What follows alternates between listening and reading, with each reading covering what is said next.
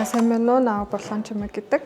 Дархуул аймгийн оюуны ирээдүйн сургуулийг 2020 онд төгссөн. Тэгээ 2024 онд МУС-ийг химийн инженерчил мэргэжлэр төгссөн. Химийн хичээлдээ айгуу сонирхолтой дуртайсан. Тэгээд яагаад тийм болсон гэхээр 9 дугаар анги хүртэл нэг химийн багштай жаад химийн багш солигдоод тэгээд өөр багш ороод илүү юм шинжлэх ухааны нэр томьёо хуйлуудыг илүү ойлгомжтой тайлбарлаж ирсэн учраас юм илүү сонирхолтой болсон. Аймгийн олимпиад болдог химийн. Тэгээд тэр олимпиадтай сургуулаасаа гараад тэгээд ер нь бол 12 дугаар анги төгслөө химийн олимпиадад голцоо бэлдэж суралцсан байна.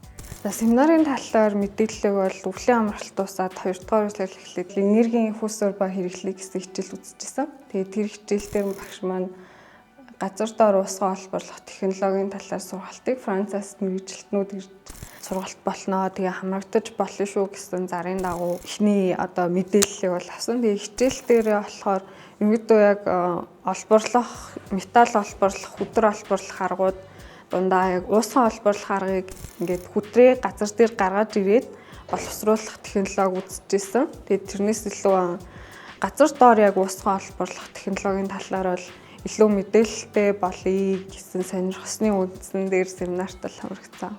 Гэтэ газар доор уусгаа олборлож байгаа процесстэй бол яг юм нүдээр очиж танилцж байгаагүй. Тэгээд сайт дээр очиод яг танилцахад тэгтээ үндэ юм тийм жижигхэн талбайд юм ерөөсө газар ухаагүй тэгтээ юм уул уурхай үйлдвэрлэл явж байгаа гэдэг нь бол өг сонирхолтой байсан. Тэгээд яг болж байгаа процессыг бид нарт тийм анимашн байдлаар ч юм уу симуляц байдлаар бол харуулсан айгүй ихтгэл унамшил өгсөн. Уусгаад гаргаад ирсэн юм резин ингээд уусгацсан байгаа ураанаа буцаад боловсруулад яг шар нутаг хүртлээ боловсруулж байгаа технологиос тайлбарлаж байгаа нь маш ойлгомжтой сонирхолтой тэгээд маш ихтгэл унамшил өгөхөр байсан. Нөхөн сэргээлттэй хань яг жишээ хийгдсэн хэдэн 10 жил хийгдсэн юм ажлуудыг нь үзээд ерөнхийдөө энэ компани яг ажиллая гэсэн хамгийн сүүлийн семинарт яг тэр жинхэнэ сэтэл ихтгэл үнэмшлэн төрсөн.